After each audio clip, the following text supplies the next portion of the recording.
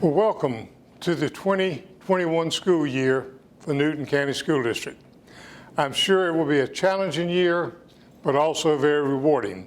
So I want to take this opportunity to wish you much success, but also thank Dr. Dozier for allowing me to come and speak about the Code of Ethics.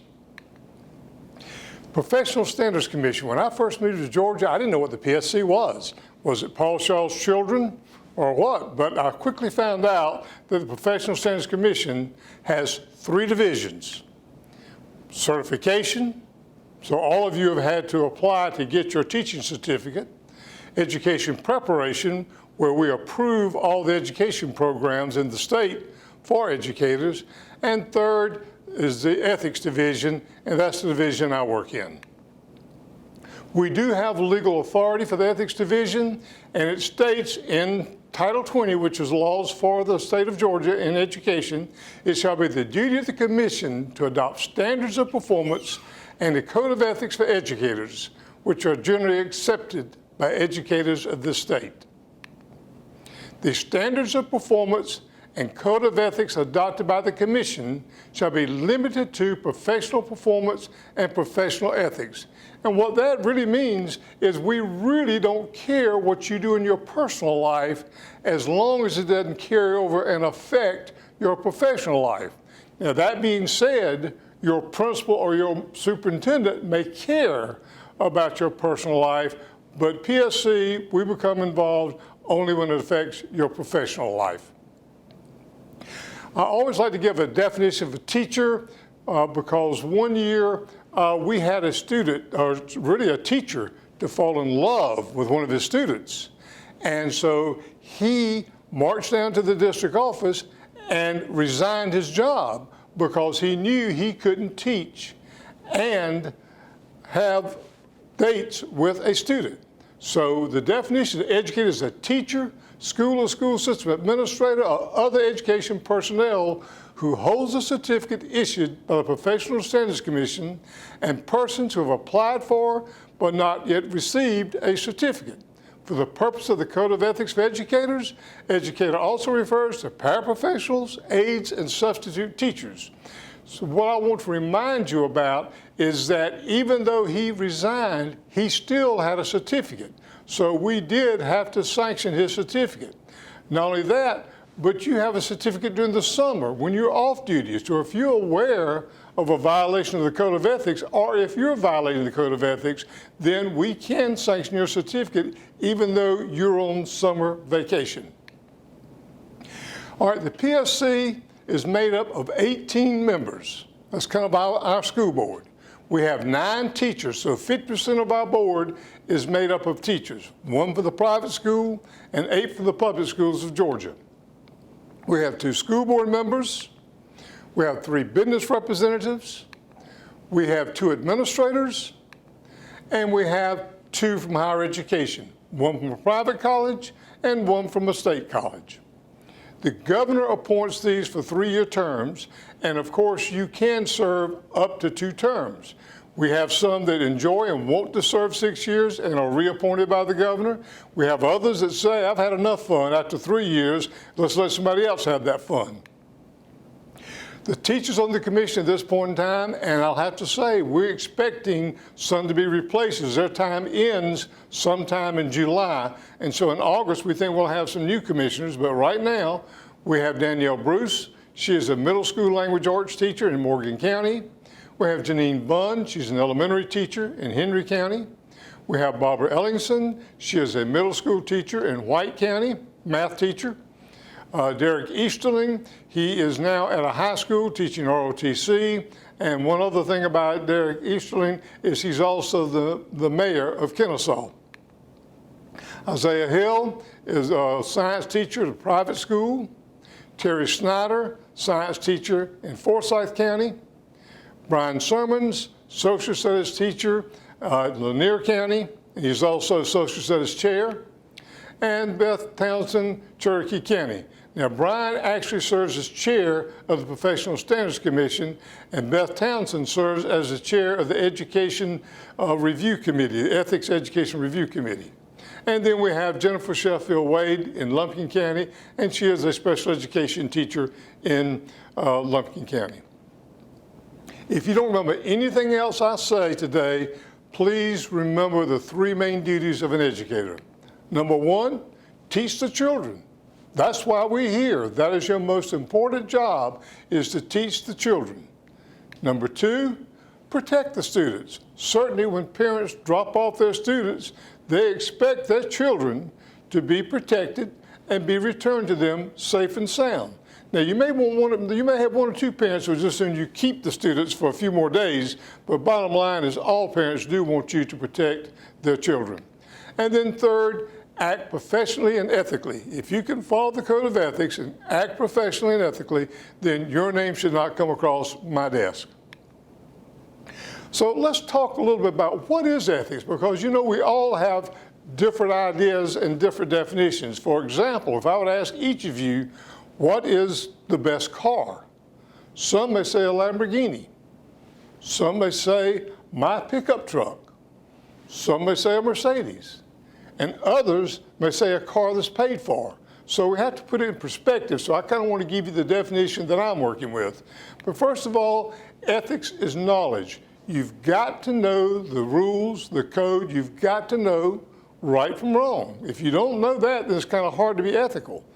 Number two, your conduct has to align with your knowledge. Because if you know right from wrong, but choose to do wrong, then again, that's not very ethical. If you will look at that and Google it, you can find one definition that says courage to execute in the midst of pressure. But as I was doing a presentation one day, I had someone give me a better definition, and that's doing what is right when no one is looking. We all are going to try to do right when our supervisor is watching us. But what do we do when no one's looking? Do we try to take shortcuts? Do we maybe not do the right thing sometimes?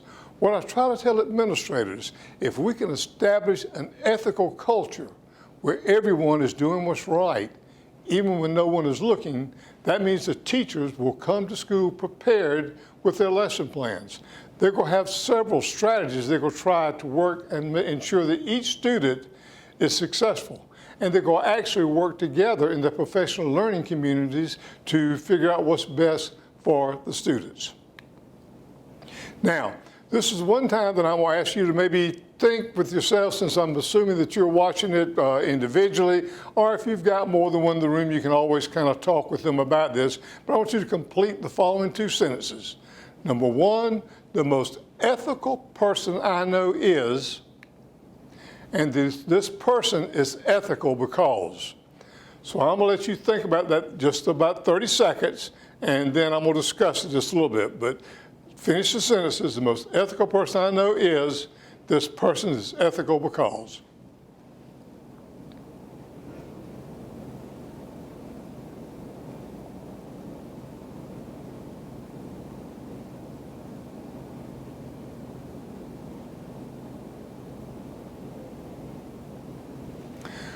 When I ask this question, I get all types of answers.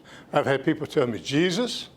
I've had them tell me their preacher, their spouse. I even had 3 people tell me it was their father-in-law. So there really is no right answer. Sometimes they say it's their father or their mother. But what I want to say is that somebody didn't mention Superintendent Fury, that I'm really concerned because she is the ethical leader of your school district. And not only that, she was a finalist for National Superintendent of the Year. So if we're not saying our superintendent is ethical, then maybe we need a lot of training in ethics. All right, Code of Ethics for Georgia Educators. How many standards do we have? We have 10 standards. We used to have 11. But we took abandonment of contract, which was a separate standard, and put it into Standard 9, which is professional conduct, and that gave us back to 10 standards.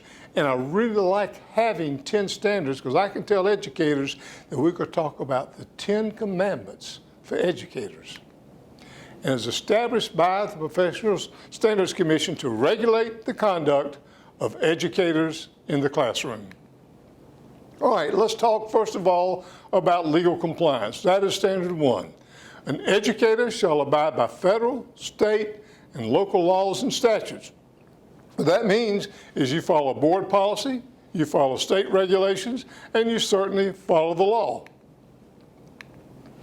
Unethical conduct includes but is not limited to the commission or conviction of a felony or any crime involving moral turpitude, any criminal offense involving a controlled substance or marijuana, any sexual offense specified in Code Section 16. In Georgia, Code Section 16 in the law refers to sexual offenses. Section 20, again, refers to education law. And of course, any laws applicable to the profession. Standard one, the educator was in his vehicle on the side of the road when a deputy stopped to assist him. The deputy smelled marijuana, and the educator handed him a small bag of marijuana. Upon conducting a search of the vehicle, a small bottle of 5 ecstasy pills was found as well. Now, before I get in and tell you more examples, I'm going to try to give you some examples in each one where we've had to, what I would say, issue a sanction. All of these cases are recently from Georgia, the last year to 18 months. I didn't have to go to Alabama or Mississippi to find these cases. They are all in Georgia. Not only that, but I'm giving you the facts. I'm not creative like some of the educators were, and so what I'm telling you is the truth, okay? Number two, the educator was criminally charged with pandering, which is soliciting for prostitution.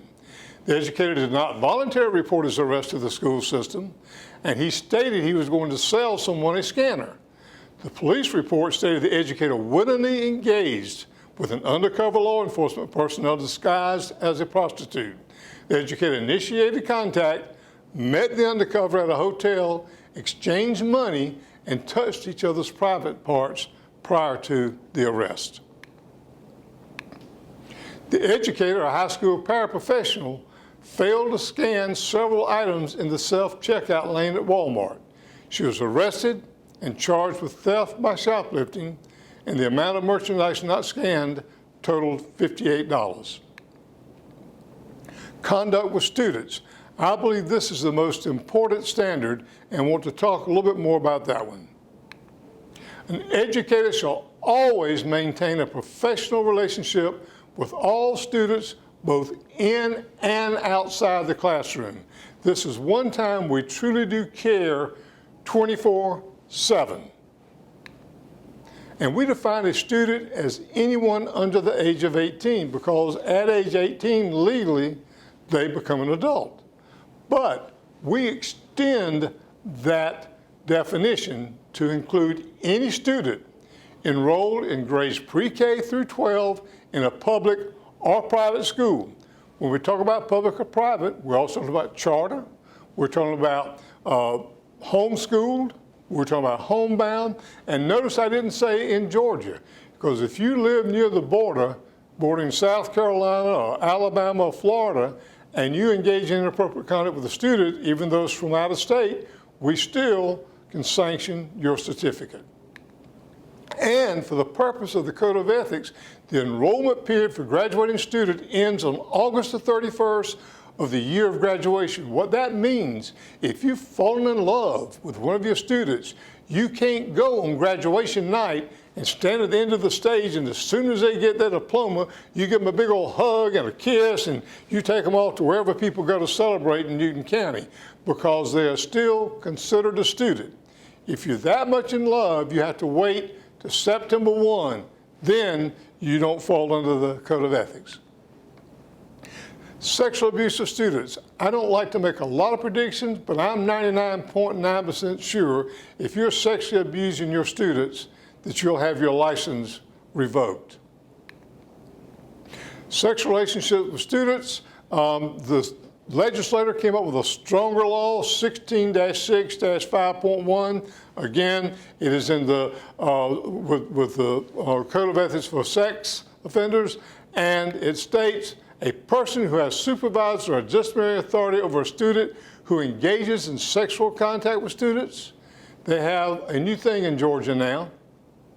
And you know what it's called? It's called jail. Because if you're having sexual relationships with a student and they're 16 years of age or younger, you probably will do some jail time. But I want you to look at this picture because you notice it's a female behind bars, because we automatically think it's all those high school male teachers that are taking advantage of all the naive young girls that attend the high school. But quite frankly, 34% of all sexual relationships now are initiated by female teachers.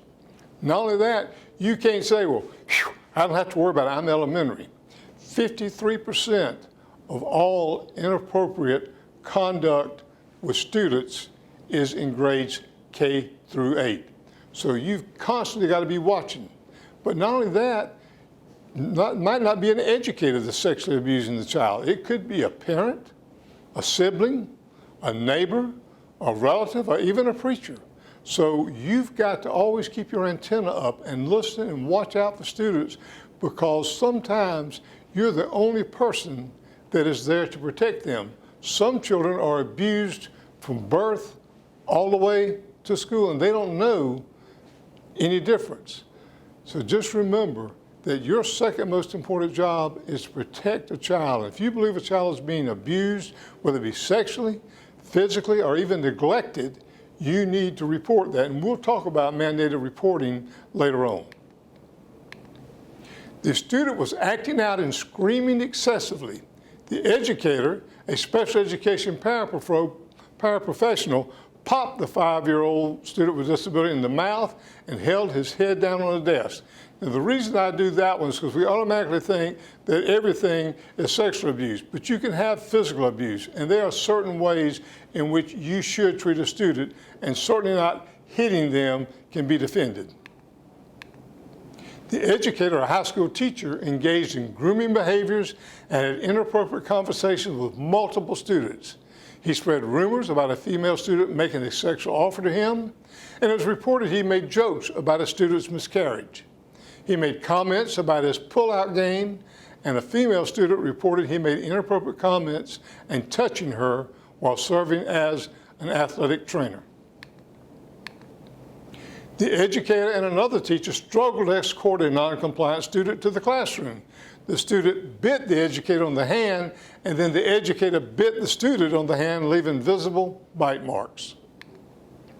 My advice with student relationships is be friendly, but you're not their friend.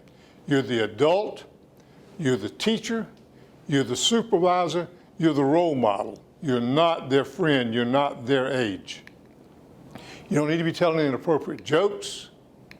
You don't need to be gossiping about other students or other teachers. You don't need to be sending emails, and I'm talking about the texting or personal emails or messages through your phone. It's okay if you're sending them a message about school business, but if I were you, if I'm gonna be texting or emailing a student, I'm gonna copy my supervisor and my mother, and that way I'll be sure that I won't be sending anything inappropriately. And then, of course, phone calls. And for God's sake, you don't need to be taking students to adult parties and giving them adult beverages. And photographs, and I know you're going to think photographs, but it never fails. About 2 or 3 times a year, we get a complaint where either a student has sent photographs to a teacher or a teacher has sent photographs to the student. And you know, it must have been early in the morning when they did this because they forgot to have clothes on. All right, choose appropriate settings when you're with students as well. If you're real proud of your college diploma or your Professional Standards Commission teaching certificate, don't take students home to see your diploma or your certificate. If you're that proud of it, bring it to school and let them see it. You don't need to be taking students to your home. Number 2, closet. Now, I know that seems strange. We actually had one teacher that went in the closet with a female student and locked the door and said he had to tell her a secret. Well, folks, I'm not the brightest bulb in the room, but I can tell you, you lock yourself in the closet with a student and we're going to go after your certificate. A dark room. You'd be amazed how many times a teacher's working with a student and they're in a far corner and the door's locked, the shades are drawn, the lights are off, and they're working with students. If I'm gonna be working with a student, I'm gonna have the door open, the lights on, and I'm gonna be sitting where everybody can see me, because let me tell you what, sometimes students are a little more street savvy than our educators. And then automobile, this is a real tricky one, particularly for those of you that coach or have extracurricular activities after school, like band practice, drama practice, or whatever. But bottom line is that what do you do when you get ready to leave and some students are still there? Because remember, your second most important job is to protect the kids. So you've got to make sure you can get the kid home. You can't get in touch with the parent. It's dark at night. Maybe you've been told to call the sheriff's department. Well, the sheriff may say, yeah, they're too busy fighting crime and don't have time to come play taxi cab. And I used to say, call Uber, but I'm not even so sure that's wise anymore. So what I'm going to tell you is you need to work with your supervisor and find out how they want you to handle a situation with the students at school and you're getting ready to leave and it's dark and no one else around. Personally, I believe I'd be on the phone talking to my supervisor the whole time I was driving the student home.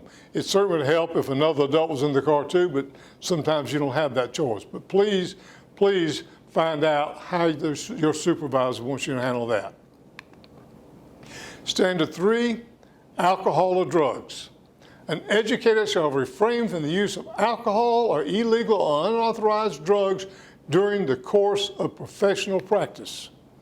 Unethical conduct includes but is not limited to being on school premises or at a school-related activity involving students while under the influence of, possessing, and consuming alcoholic beverages. That's at any student-related activity or any school grounds activity. And you know, what I'm trying to tell you is that after you get through with all of your training today, when you listen to this and you feel like you've had enough professional development to last you a whole year and you need to go home and have a stiff drink or go to your favorite bar and have one, that's fine. You're of legal age and you're not on the school grounds or the school activity, so it's perfectly okay to do that. What you do on your own time is not a concern to us. Remember, it should be limited to professional performance and professional ethics as well. The educator and middle school teacher was suspected of possession and consuming alcohol while at school. 2 teachers reported the educator smelled strongly of alcohol. A bottle containing what smelled like alcohol was found in the educator's desk. A breathalyzer returned a .04 at 2:12, and the educator claimed she had mixed drinks the night before, and the 2 witnesses set her up. Folks, I've never had a situation where a teacher has admitted to drinking while on the job. It's always the night before. The educator was involved in a single-car accident while leaving the parking lot of the school. She drove her car over the roundabout, through the trees and plants, and into the curb. The police interviewed the educator. She admitted to having 1 drink at lunch, and then she had 3 drinks. But then she said, well, after the accident, I drank 1 more, pouring wine into my Yeti. But later, she changed the story, stating she consumed wine only after the accident. The educator was reported to administrators for having changes in her behavior and emotional state after arriving at school. The school resource officer conducted 2 field sobriety tests, which indicated being under the influence. Administrators asked if they could search her purse, and she agreed. They found 3 empty bottles of vodka. Now, I really do have a question for you. And just think, it's a Friday night.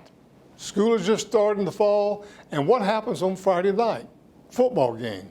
Well, how many educators are guilty of being, it's payday, it's the last Friday of the month, and they say, hey, let's go out and celebrate. So you go out with a bunch of teachers and you go to the local Pizza Hut and you have pasta and wine, or you have beer and pizza. And when you finish up about 5:30 or 6, all of a sudden you look at your watch, it's time to go to the ball game. Well, here's the question I would say to you. Did you consume alcohol, and are you going to a school event on school property?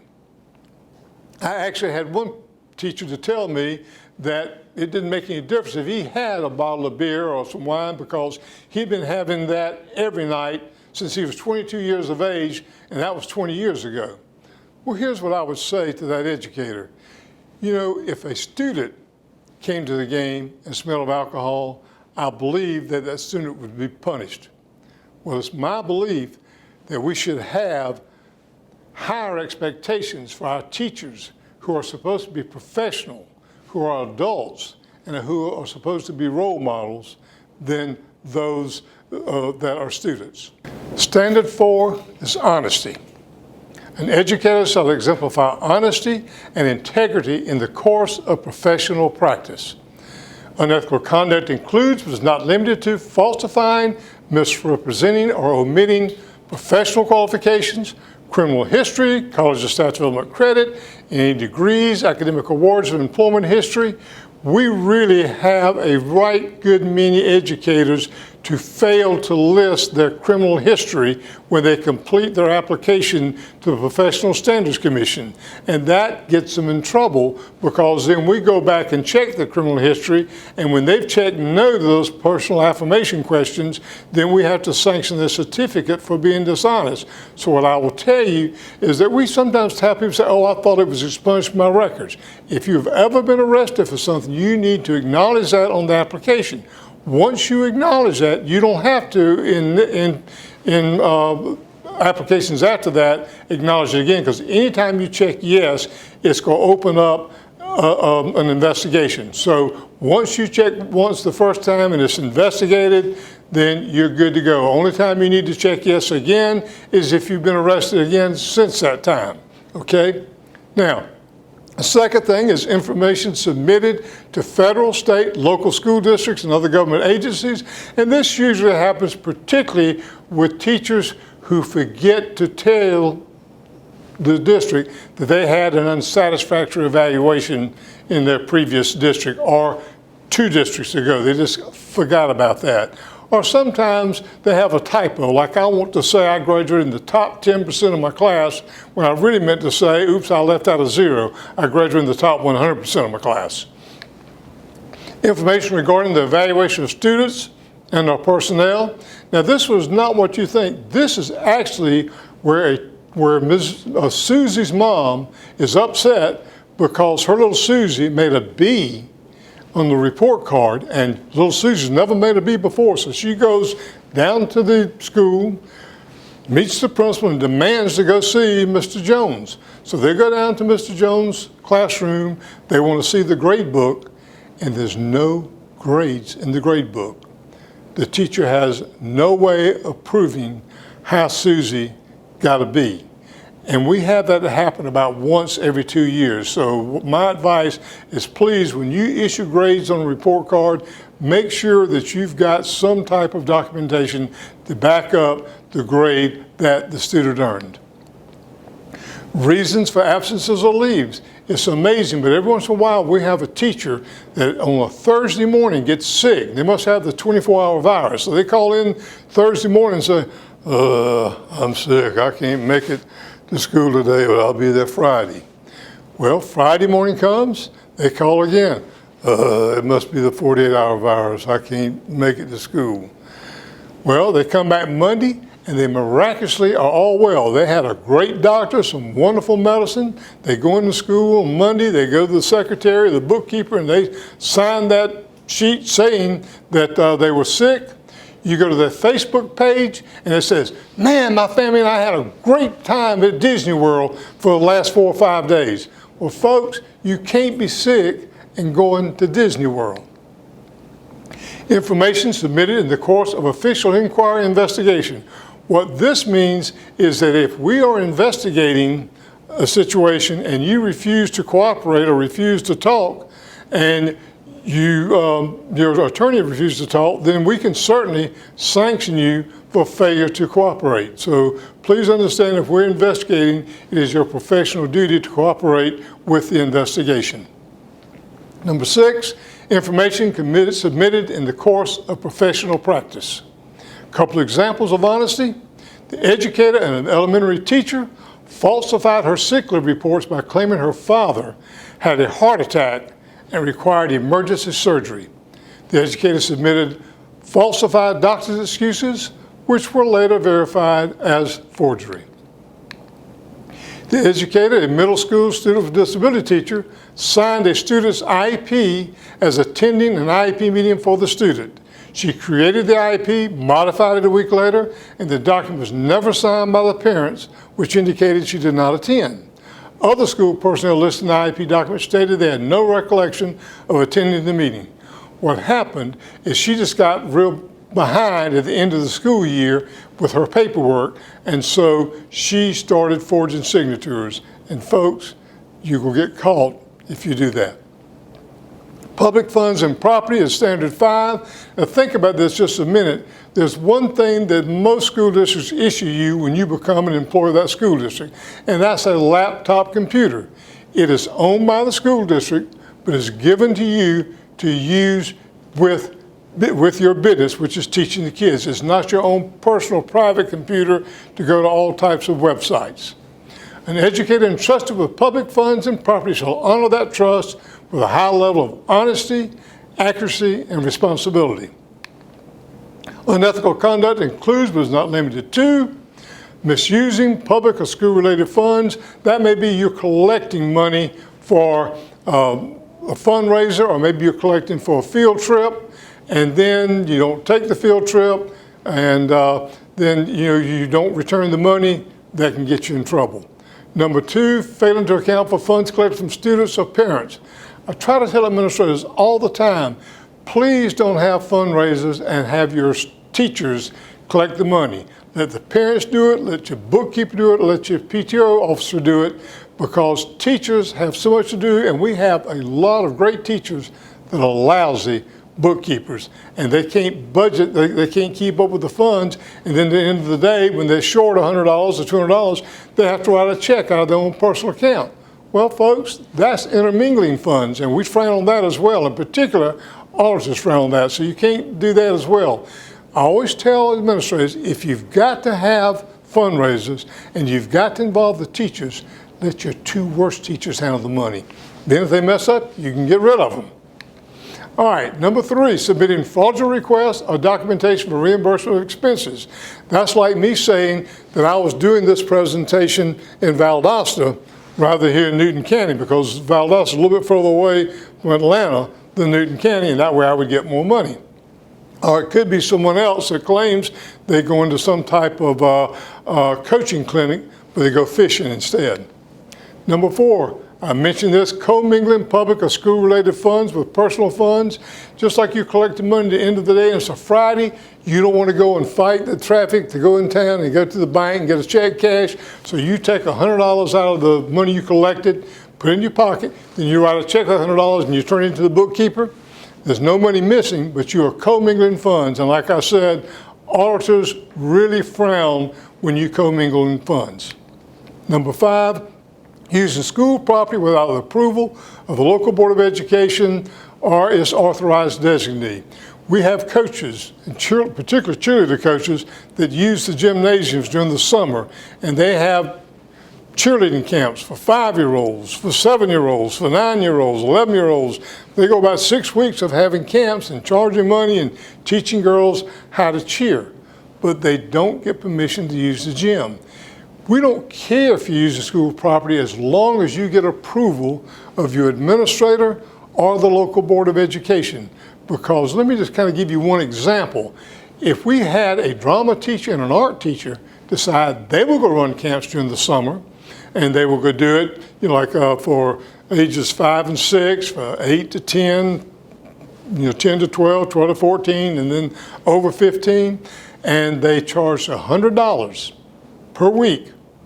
And let's say they had 50 kids to go. Well, that's $5,000 that they've collected, and yet they're using the auditorium, they're using art supplies, they're using the kill, they're using all kinds of materials from the school. If they do that for 6 weeks, that would be $30,000 that they've made using school facilities. I would imagine most people would complain about that if they knew 2 teachers were profiting and making $30,000 during the summer. Again, I'm not trying to discourage that. I think that fine arts is wonderful. All I'm saying is if you go run a camp and you go use school facilities, school supplies, you need to get approval of the board. The educator, a high school music teacher, started a School for the Music program, but he failed to manage it properly. He obtained 94 snack boxes from a private company and was billed $5,899. He disseminated the boxes to students and eventually paid the company $1,100. The school district eventually had to pay the balance, and the educator resigned. A high school teacher and coach used a Booster Club debit card on multiple occasions for personal use. The educator admitted to using the debit card for personal use and promised to repay the Booster Club, but got preoccupied. Well, folks, you can't use that and then pay back. That's kind of like me today after I leave Newton County to go and rob a bank. And then all of a sudden, the next day I feel real guilty because here I am in the ethics division and I'm robbing a bank. So I go back and return that money and I give it all back to them. Folks, it's too late then. They're not just going to thank me. They're going to put handcuffs on me and march me down to jail. And so you promising to repay it after you get caught, it's a little bit too late. A mobile device was synced to the educator's school system laptop. Human Resources requested a forensic analysis, and the analysis revealed several inappropriate images on the laptop, including the educator with her breasts exposed. The remunerative conduct is Standard 6. An educator shall maintain integrity with students, colleagues, parents, patrons of businesses when accepting gifts, gratuities, favors, and additional compensation. Most of the time, your school district has some type of guideline for when you can accept gifts and the amount that you can accept. A couple of examples. The educator, an elementary music teacher, started private tutoring of one of her students without getting approval of the Board of Education Administration. Again, we frown on the fact that you take the students you're teaching and then you provide private tutoring for them and get money. Again, if your board or administration approves it, then we're fine with it because we feel like it's a local decision. She told the parents she was not allowed to accept money, but she could accept tips. And then when questioned about it, she initially lied about the situation. Another example, the educator, a teacher at a private academy, contacted parents and students at the school to let them know she was opening up a charter school the next year and solicited their enrollment in her school for the next school year. It was also discovered she was privately tutoring some of the students and charging a fee. Standard 7, confidential information. An educator shall comply with state and federal laws and state school board policies relating to the confidentiality of student and personnel records, standardized test material, and other information. Confidential information includes your annual performance. Thank goodness it is still confidential. If the newspaper requests a copy of it, you don't have to provide it. Health services provided to an insured, individual student performance data, information and reports, school records of students with disabilities, and students' educational record. Example, the educator invited and allowed his students to view a class list which included students' names, their GPAs, their gifted and talented ID, and class rank order. A student took a picture of the list and posted it on social media. And according to the educator, he wanted students to see where they stood amongst their peers so they could apply for scholarships. Unfortunately, he provided them confidential information. A special education teacher posted inappropriate comments about a student on social media. She stated the student was the son of a celebrity and had autism. So she identified the student and identified that he was a student with a disability. Number 8, required reports. An educator shall file reports of a breach of one or more of the standards in the Code of Ethics for Educators, including child abuse or any other required report. The law states an educator shall report on suspected child abuse immediately and no later than 24 hours. Again, it doesn't say that you have to have final proof. or that you need to investigate it more. If you hear a rumor about a teacher and a student having an affair, you need to report that to your school district. Most school systems have some type of protocol whether you report it to the assistant principal or guidance counselor, and they in turn report it to HR or to the superintendent. Remember that your duty is to protect a child, or it might be to protect a reputation of a teacher. And let me just give you one example. When I was a superintendent, I got a call one day from the principal in elementary school, and we went, and a third grader had claimed that the male teacher in her classroom was touching her inappropriately. Well, you know, I really had a hard time believing that, because this teacher was a very good teacher, and he was his first year here. He had been an experienced teacher, had great recommendations, and I just said, well, maybe she's mistaken. And I started thinking, you know, my job is either to protect that student or protect the reputation of that teacher. So I called the sheriff's department and asked them to come investigate, explain the situation to them, told them how I wanted them to investigate and let's clear this up. And lo and behold, they investigated. It involved GBI, and it was true. So the moral to the story is, even if you don't believe the rumor that you hear, you need to report it to your supervisor and let them handle it, because either they've got to protect the child or they've got to protect the reputation of that teacher. A school counselor failed to report a rape after a student reported to her that she had been raped by another student. The counselor chose not to report it to DFACS because the mother knew about the rape and said the student was receiving treatment. Well, folks, we don't know if that's true or not, but the bottom line is if you're aware of something that happened to a student, you have to report it. It's required by law. The educator was a high school principal who failed to report alleged inappropriate communication and touching between a teacher and a student while on the field trip to New York. The teacher kept referencing a movie about two movie characters in a romantic relationship with an age difference of 15 years. Obviously, he was grooming the student.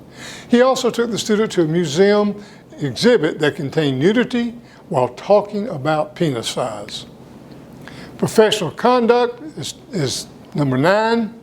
An educator shall demonstrate conduct that follows generally recognized professional standards and preserves the dignity and integrity of the teaching profession. The educator and the Miller Elementary School teacher took 2 selfie photos of her nude breast in her classroom after school. She then provided the photos to an adult social media website for people with a teacher fetish. And not only that, she also was alleged that she offered to sleep with men in her classroom on the weekends. Now, folks, I promise I'm not making these up. The educator, an elementary special education teacher, was caught on an audio recording engaging in unprofessional conduct with 2 paraprofessionals in a classroom with students present. She allowed students to wear wet pants for extended periods of time. She engaged in conversations about sex and vacations. She used profanity, and she failed to instruct for hours at a time. Testing is number 10. An educator shall administer state-mandated assessments fairly and ethically. Major testing violations include breach of test security, fail to provide or attend training, fail to follow directions in the manual, coach, prompt, or alter or provide answers to students, interpret, explain, or paraphrase test items, and copy or take notes on test items. Let me just kind of mention a couple of these. Unfortunately, about 8 or 9 years ago, we were involved in the Atlanta public school testing scandal. You know, it was very few people that were involved in this, and there are many real good employees in the Atlanta public school system that take their job seriously. But unfortunately, we had some that were breaching test security. They would actually give the test out a couple of days before the test started, let the teachers keep the test over the weekends, and they actually had, in one school, they had an erasure party where they met at an administrator's house, erased wrong answers, and changed them to right answers. Fail to provide or attend training. If you're going to be administering the test, you need to have training. If you're involved in after-school activities and can't attend that meeting, then administrators need to have one in the morning times as well before school starts to provide the training to the coaches and band directors and those that have afternoon duty. You have to follow the directions. You can't skip around and give different times and all that. You can't coach, prompt, or provide answers. We actually had one teacher that would go and give a green jelly bean to every kid that had the right answer, and a different color jelly bean if you had the wrong answer. You also can't interpret, explain, or paraphrase test items. You can't tell little Johnny that big is another word for enormous. Once they start the test, they're on their own. And then we always have first-year teachers that want to copy all the questions down and then share it with their colleagues. But these questions are supposed to be those that you cannot discuss. And when you start sharing the items, you've breached security, and that also is a violation.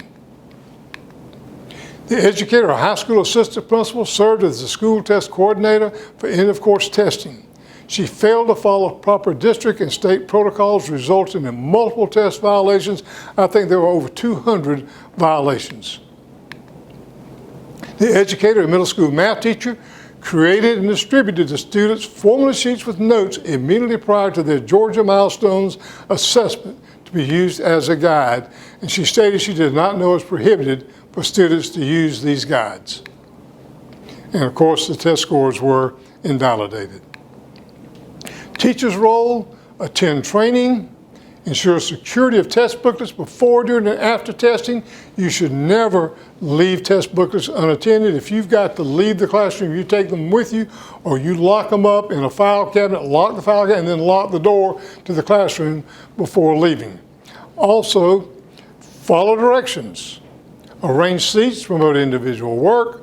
Circulate about the classroom to prevent cheating and other violations. Be familiar with student accommodations.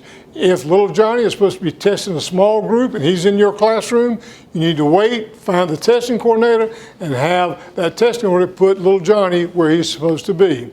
And then account for all testing materials. When you get that material and you sign saying you've got 25 copies, count them first, because easily somebody can miscount. And if you've signed for 25 testing materials and you only have 24, it's going to look real bad when you only turn in 24 and say you had 25. Lessons learned: establish an environment conducive to student learning and test score improvement. That's what it's all about. We want kids to learn. That's our job. Require training for all participants with similar information and format at all training sessions.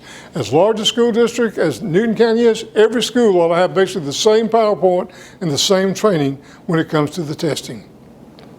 Require available staff to monitor during testing. Those in the district office should circulate at the schools and make sure that things are going smoothly. And that test security is paramount. Investigate all allegation complaints thoroughly. Consider involvement of outside investigators. In the situation in Atlanta, we had some schools that were third from the worst one year, third to the best the next year, with the same teachers and the same students. Well, folks, you may do a wonderful job, but you're not going to increase that large in 1 year. Large increase in student test scores are a red flag. Having knowledge of testing violation and failing to report it jeopardizes your teaching certificate. Remember, you're a mandated reporter, and if you're aware of a violation of the Code of Ethics, you need to report it. My advice: you report it to your administrator, your supervisor, follow up with an email so you'll have something in writing to prove that you did report it. Superintendents, principals, and test coordinators are ultimately responsible. When we were going through this situation, we revoked the license of principals and test coordinators and superintendent, and we suspended teachers for 2 years. We also have some other violations that don't really fall into the 10 standards, and that basically is such as we look at NASTEC database. That is a national database, and we're constantly doing that because sometimes a teacher from Georgia moves to Ohio and then they get in trouble, and we look at that and then we're able to see that they got in trouble and they have a Georgia certificate. Remember, once you get one, we have jurisdiction over you. And we found out the Georgia educator came to South Carolina and her certificate was under suspension in South Carolina. They failed to report the sanctions to the GAPSC, and upon further investigation determined that he had also received a sanction in Maryland. Another example: on a Georgia application, the educator said yes to the question, while under investigation, have you ever left an employment position? We asked the educator to provide an explanation. We never received a response from the educator, so we revoked their certificate. Now, I want to remind you that any resident of Georgia can submit a complaint against any educator. All we require is you be a Georgia resident and that you sign with your contact information the complaint. That means a 5-year-old can actually issue a complaint as long as they sign it. We actually deal with about 250 ethical issues each month. We have about 120 new cases. We have about 80 cases that we've investigated and recommended a sanction. We have about 25 new applications that are coming each year that have never had an application before. And then we have about 25 what we call negotiated consent orders, which deal with the person who received a sanction, they've appealed it, and then before it goes to court, they agree to a lesser sanction. Between 45 and 50 educators are sanctioned each month. That's about 0.5% of educators during a year's time. But when you talk about having 500-600 educators sanctioned, that's a lot of people. Enforcing sanctions, the superintendent or the superintendent's designee, usually HR, should be responsible for ensuring that the individual whose certificate has been revoked, denied, or suspended is not employed or serving in any capacity in their district. We actually had a teacher that had their certificate revoked, and so they got a job as an office administrator and worked there until we found out that he was working there and had a revoked certificate. They cannot be in the school or be with students during the time that their license is suspended. To give you an idea of the revocations, denials we've had, if you look at 2018, you can see a big spike there. We made a decision in 2018 that if we sent an educator some information, asking for additional information, and they fail to respond, we're just going to revoke the certificate. So that's why it's increased so much in 2018 and then 2019. But now we're kind of back on track now with about 150 a year. Sanctions, June of 2019 through June 2020, we try to keep up and change it each month. Legal compliance, 47, that's following the law, following board policy. Conduct with students, 166. That's normally the highest one. And folks, that's one we've got to reduce because parents are entrusting their students to us, and that's way too many. Alcohol and drugs, 50. I like to tell people I'm surprised that's not higher. I've seen some of the parents and students you've had to deal with, and believe me, they drive me to drinking, but at least y'all are smart to go home and do it and not do it during the school day. Honesty, 138. A lot of that has to do with teachers not completing our application correctly and failing to include their criminal history from 15 years ago. Public funds and property, 16. Remedial conduct, 4. Confidential information, 4. Required reports, 23. Professional conduct, 170. That includes abandonment of contract as well as some of the other things, using profanity in class and throwing desks across the room. Remember now, every kid has a cell phone, and when you get mad and start doing something unprofessional, someone in that classroom is going to be videotaping you. So you need to keep your cool and conduct yourself professionally at all times. Testing, 29, that was over 200 when I started at the PSC, and then 53 other. Remember, I told you about a couple of those, and so the total is 700. Now, just to give you some RESA statistics of the last 2 years, and I believe that y'all learned the Griffin RESA, but just to give you some idea. And of course, there's 16 RESAs throughout the district, or throughout the state. If you look, naturally the metro is the highest because they have the largest number of students, the largest number of teachers, and the largest number of schools. So you would expect them to be the highest. And then normally first district is second highest, but they're the second largest RESA. So if you can look at that, you can see that Griffin RESA is fairly high as well because it's a fairly large RESA. And then the others,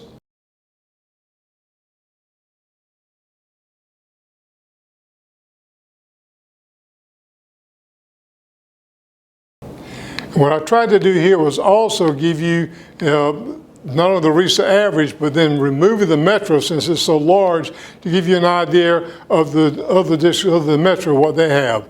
So you can see what the statistics are there. All right, now being fair to Metro, what I did also, I took the number of teachers on CPI list, divided that by the number of cases to get a percentage. If I do that, you can see a little bit different perspective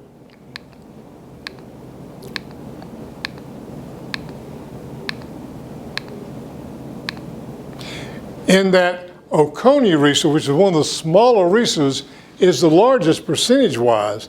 And then you have Middle Georgia and Chattahoochee and Griffin that are up there higher than Metro. So again, sometimes you need to look at statistics in a different way to get the real picture.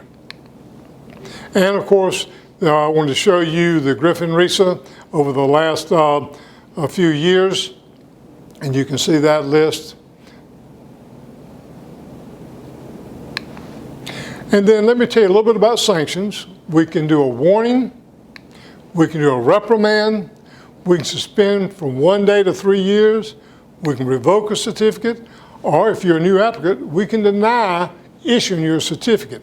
But what you really need to know about a sanction, if you receive one, that it is permanent and it remains on your certificate. And HR directors and others have access to your certificate and they can see that you received a sanction. It's not like a driver's license where if you are in good behavior, the points are restored. Once you get a sanction issued, it remains on your certificate permanently.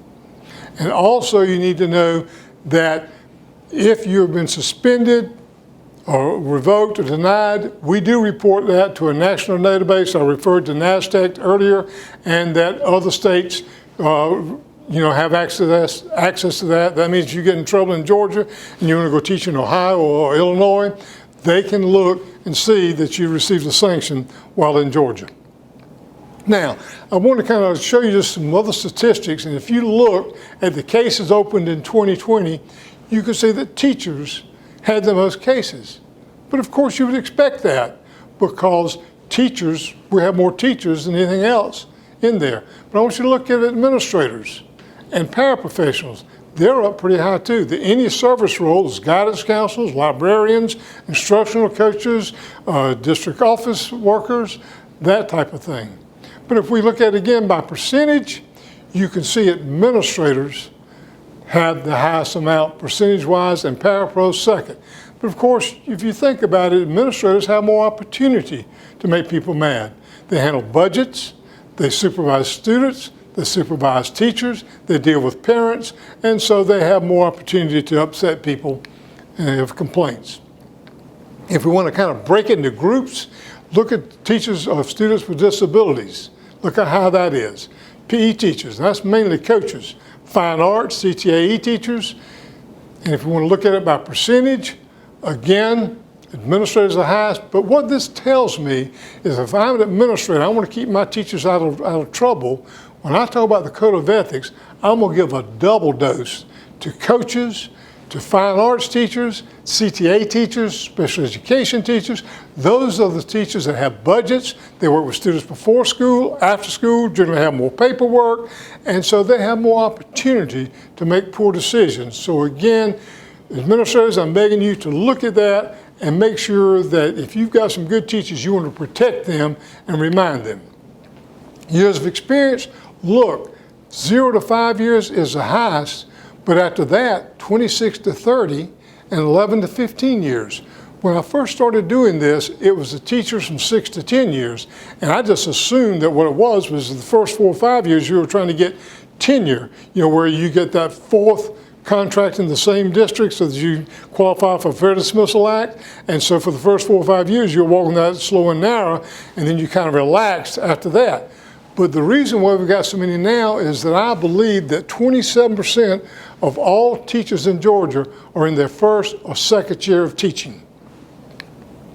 And closing, I'm going to give you a test because just like all good administrators and good teachers, you want to test your students to see how well they do. So I want you to think about this. Name the 3 richest people in the world.